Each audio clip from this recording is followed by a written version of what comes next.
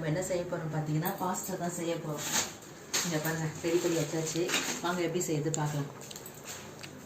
ஒரு சின்ன இலை 2 லவங்கம் போட்டிருக்கேன்.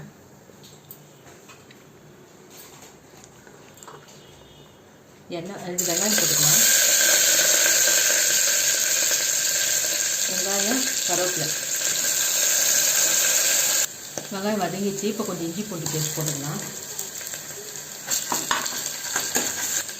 தக்காளி ஒரு 2 தக்காளி கட் பண்ணி வச்சுருக்கேன். அதை கட் பண்ணி போட்டுக்கலாம்.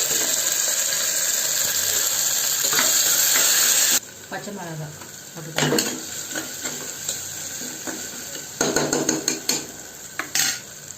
பெரும் மிளகாத்தூள் 1 ஸ்பூன் போட்டிருக்கேன். கரம் மசாலா 1/2 ஸ்பூன்.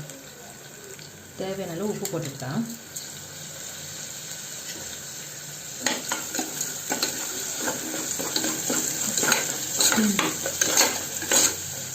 நல்லா வதக்கிக்கலாம். அப்படியே இதான் நான் ஃபஸ்ட் டைம் செய்ய போகிறேன். இது எப்படி இருக்குன்னு பார்க்கலாம்.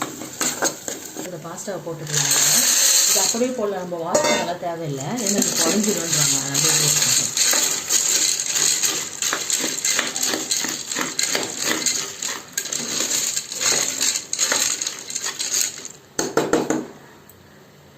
சின்ன சொம்பு அளவுக்கு 2 சொம்பு தண்ணி எடுத்துக்கலாம்.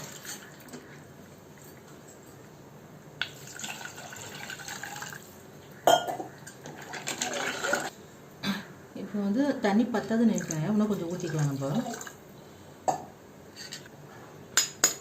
இப்போ 2 முட்டை உடச்சி ஊற்றிக்கலாம்.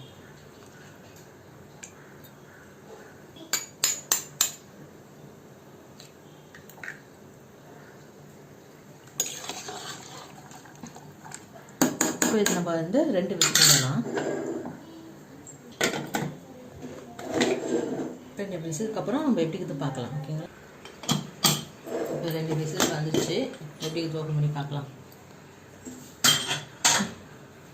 கொஞ்சம்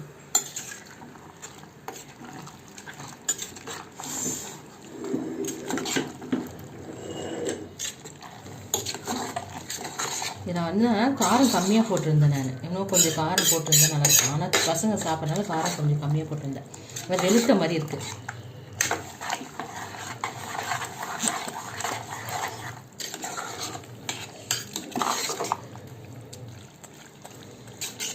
ஓகே ஃப்ரெண்ட்ஸ், இந்த வீடியோ பிடிச்சிருந்தா லைக் பண்ணுங்கள். மறக்காமல் நம்ம சேனலை சப்ஸ்கிரைப் பண்ணிட்டு போங்க. பாய்.